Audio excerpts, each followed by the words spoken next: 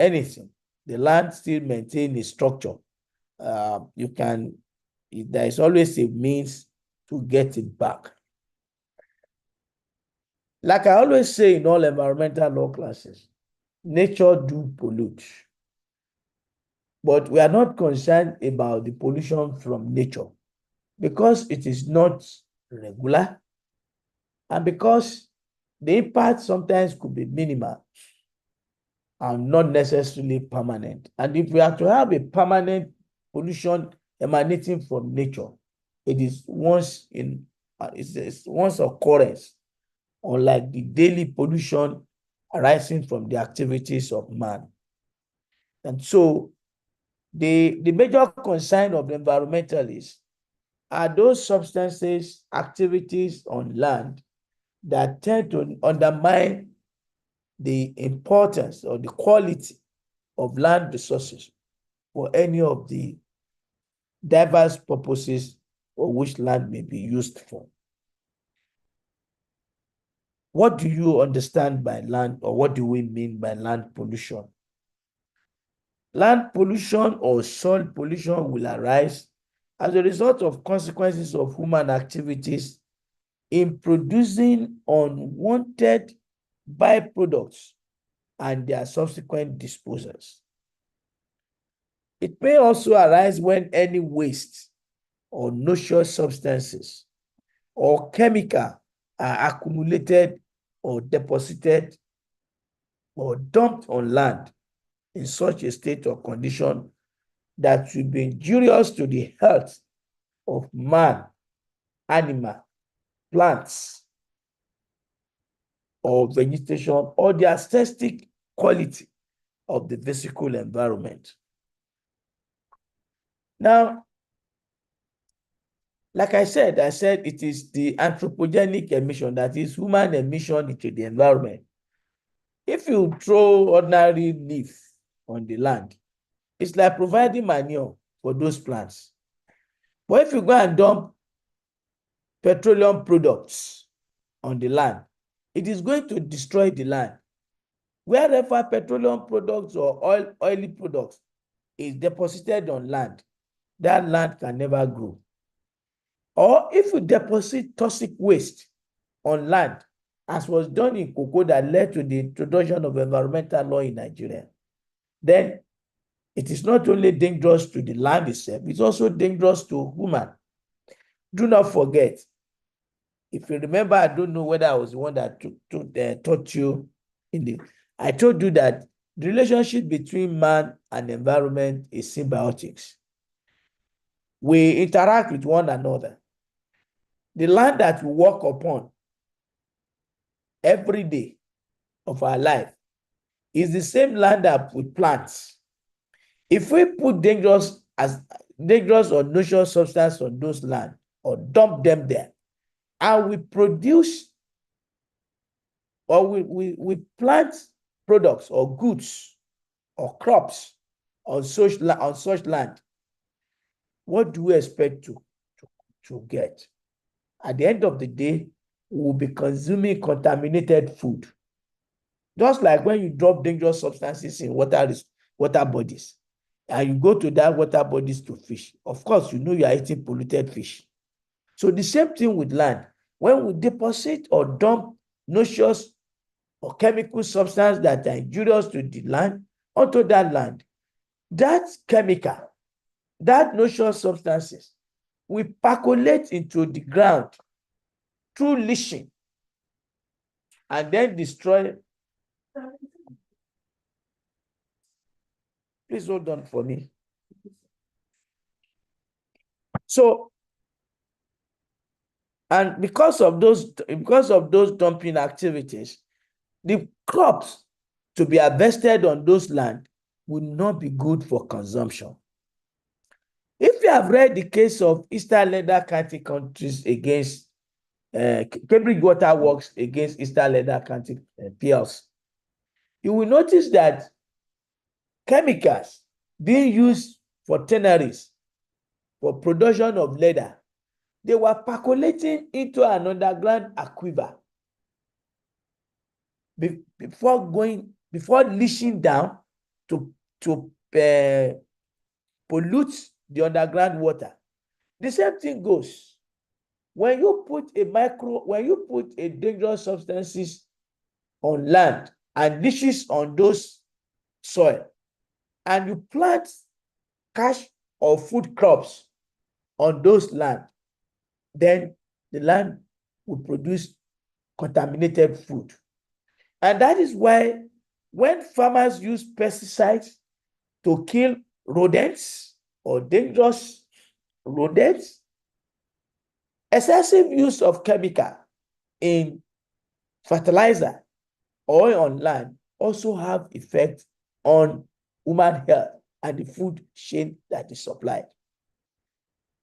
That is the concern of the environmentalists, to ensure that some of these noxious and dangerous chemicals are well controlled and of limited quantity, such that it will not be injurious not only to us as human beings, but also to the immediate inhabitant of the environment, the insects, the rodents that are also good, or animals that are also good from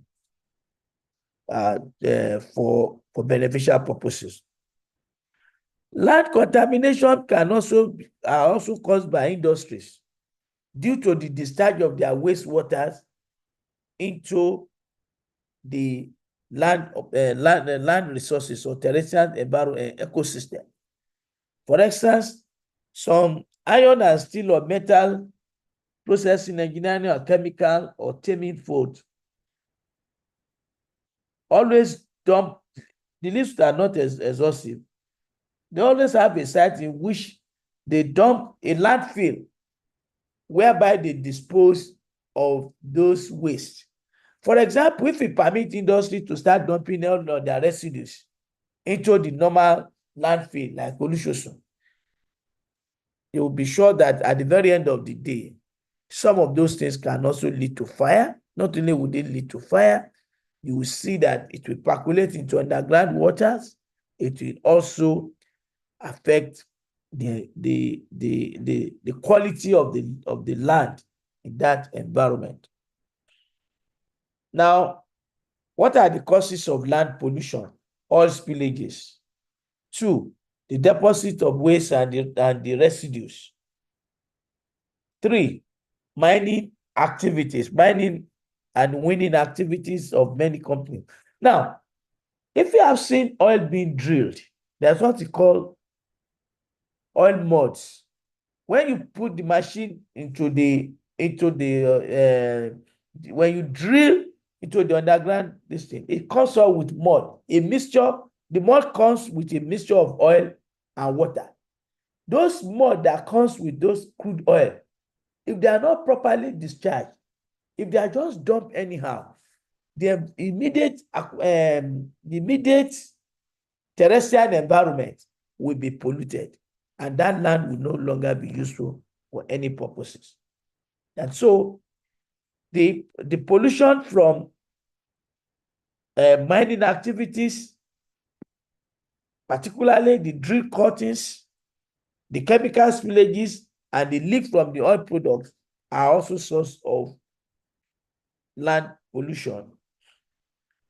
What are the consequences of land pollution? Ingestion and inhalation of toxic substances. How do we ingest them? It's very simple now. When you go and harvest food crops on a polluted land, and you eat those carrots or vegetables, then you know that you are not only eating carrot in the natural sense, but also with dangerous chemicals. We can also take metal from contaminated soil. When they say there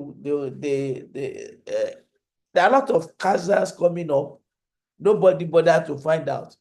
But those of us who are in the field of environment can tell you, cancers are man-made issue, because most of the drugs, most of the drinks, most of the food that we eat or drink contain substances that could be carcinogenic if overused, or mutagenic, that is, they can mutate, they can multiply in human beings if it is not properly. We can uptake of contamination in food plants. Some plants contain cadmium, lead, and so we find some of them in the food chain. That's why you see in Nigeria, nobody recalls food. But abroad, once they find out that a food is contaminated, they will recall those food. Here, everything is good. We don't even know. With the introduction of biotechnology, where most of the productions of foods and fingerlings are being produced from are being produced by biotechnologies, contains a lot of chemicals. Some of the food chains and that is the major danger arising from the consumption of LMOs, living modified organism or genetic modified organism or plants or food, because they are actuated by chemical substances.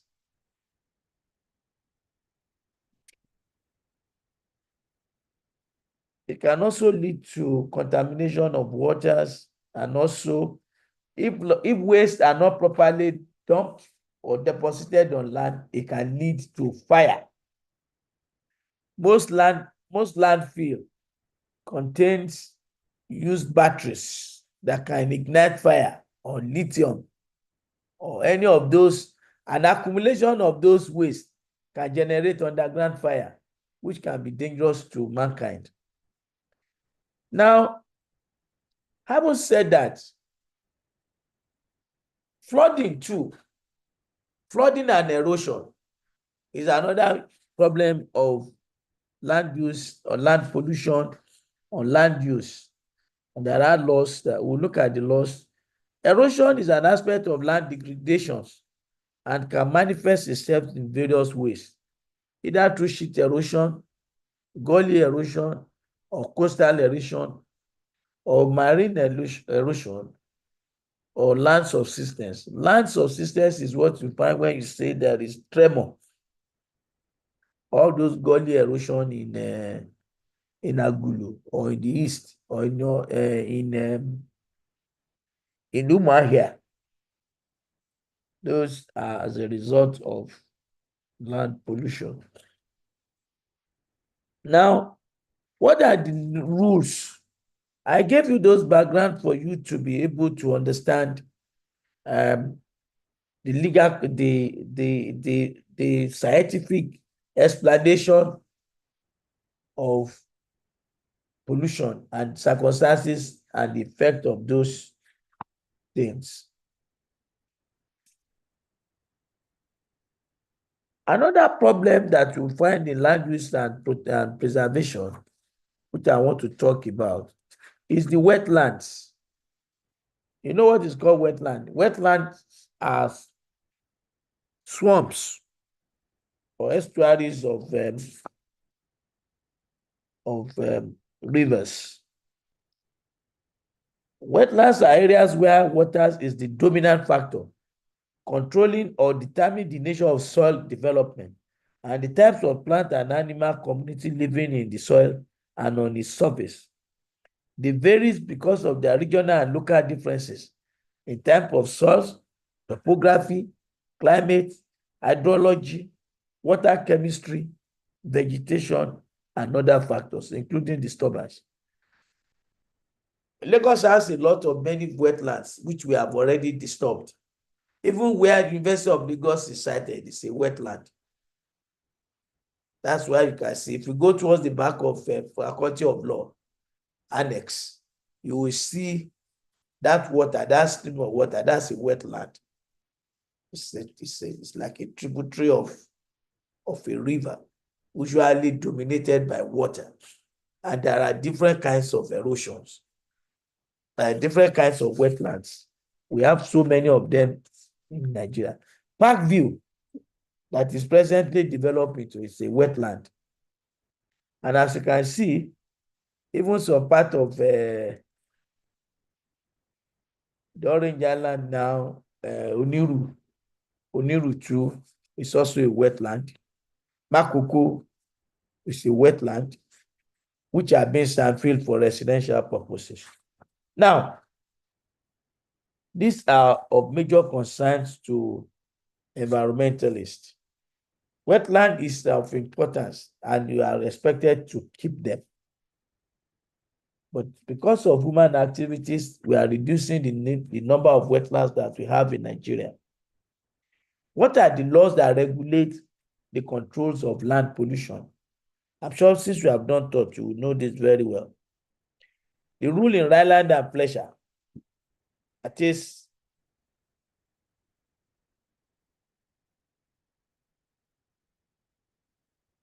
the rule in Rhineland and Pleasure is the appropriate private remedy for land pollution. Keep your waste, keep your nuisance to yourself. The moment it escapes from your place to mine, then you are liable in damages. The rule in Rhineland and Pleasure is a strict liability offense. That is one of the common law rules. And if you look at the law still remains the same. There's also a law called Land Title Vesting Act, 1993, which is reported in Cap L, Laws of the Federation 2010, wherein the federal government claimed 100 meters of 1967 shoreline of Nigeria.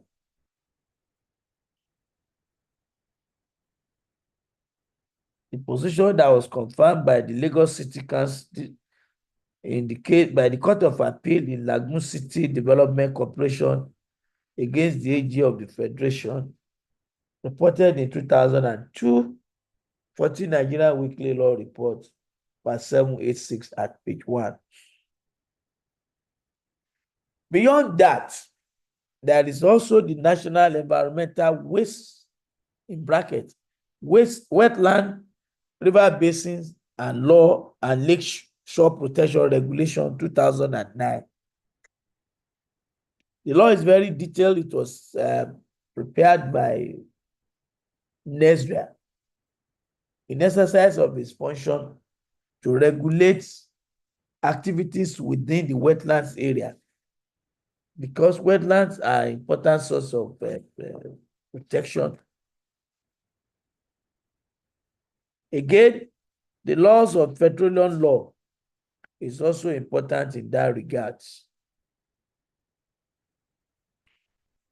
You can look at the case of Harmful Waste Special Criminal Provisions Act 1988, which prohibits the dumping or depositing of any harmful waste into any terrestrial river waters or contiguous zone of VAC and inland waterways, including wetlands. There are so many regulations. If you check the book, particularly at page 265, I have cited so many regulations made by NESRA that tend to impact on land pollution. Of significance is the National and Environmental Sanitation and Waste Control Regulations 2011. It contains so many provisions relating to pollution on land, and activities of industries that are likely to affect the land are also regulated in each media. If you look at page 265, I have said, you will see all those regulations. There are too many. You can just go and check the book and see. Finally, I have the Environmental Impact Assessment Act of 1992, which requires that before any activities can be done on land, we'll deal with that later. I think we should be, maybe the next class, but I can do chemical management with you. Then we move to EIA and almost getting closer to before we write exams. The Environmental Impact Assessment Act of 1992 requires that EIA must be done if there is any significant environmental impact of the activities to be undertaken on land. It is a federal law, and no activities, when we get there, we'll take a look at it, can be undertaken on land or any water resources without obtaining the EIA permit from NESRA, although that function is being performed by Ministry of Environment. Class captain. Class captain, who is the governor of this class? Sir? Who is the class governor of this class? Sir, I'm the one, sir. What's the name? Taiwo? Yes, sir. Taiwo, who is I understand. I'm looking through my distance. I was a bit worried. The content of this meeting is being sent to a third party. Who is sending it? Is it a student in the class? No, sir. The link is from Dr. Olabento. Oh, okay. I'll find out from him whether they are sending our lectures online to another source, because they said the contents of this meeting is being sent to a third party. I wanted to know. Any question?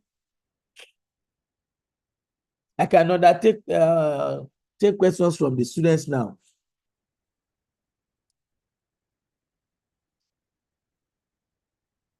Are there no human beings in this class? The disadvantage of online. Hello, sir. Yes.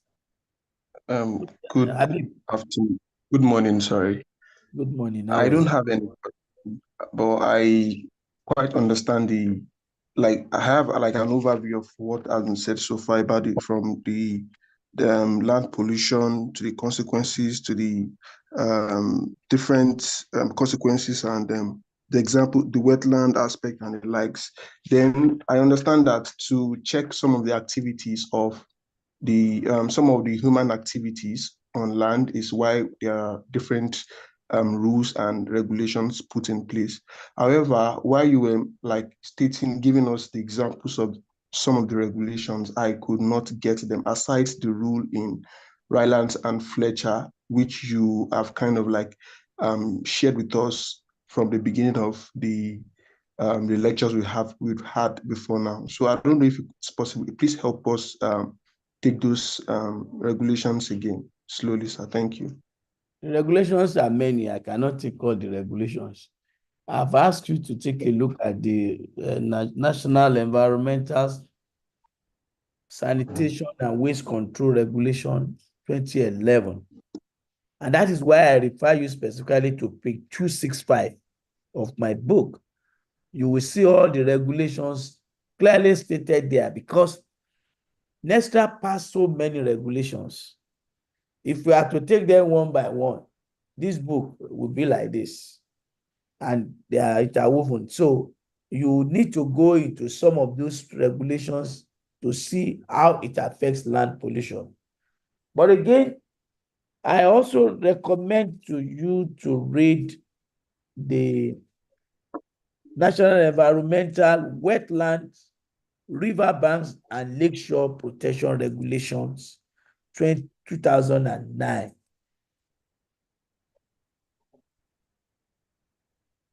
It also provides, it also regulates activities on land pollution in wetlands. What activities you cannot do where wetlands are situated. We have a lot of laws that governs land pollution, particularly wetlands. Apart from the common law position, we have statutory. You know, environmental law is more of statutory regulations.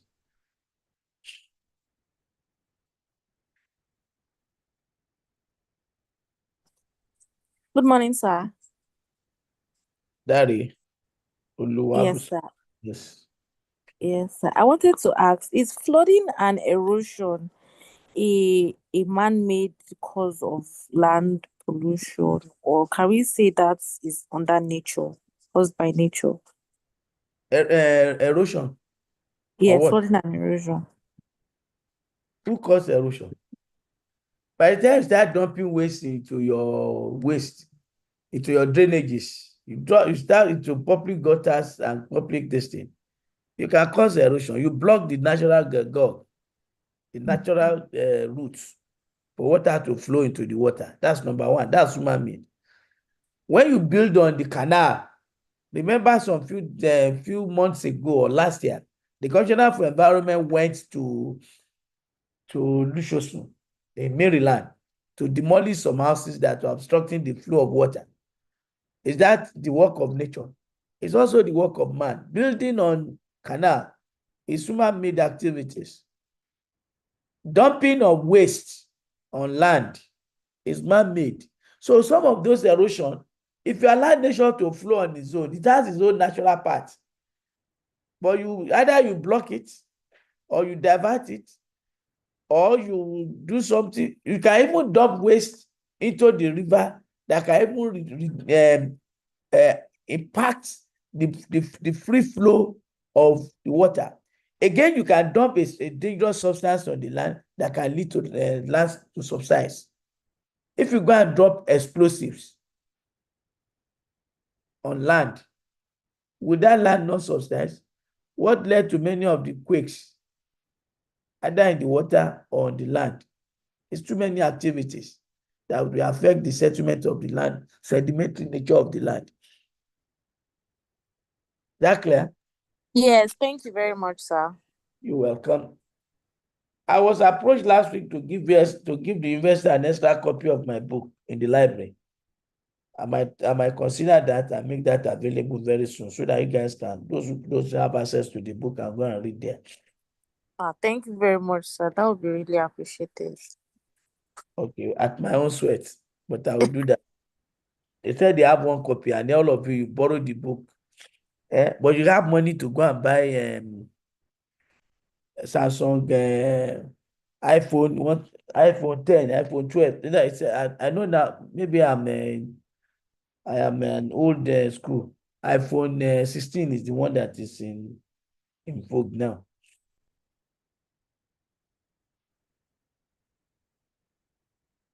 I'll do that later, but not now.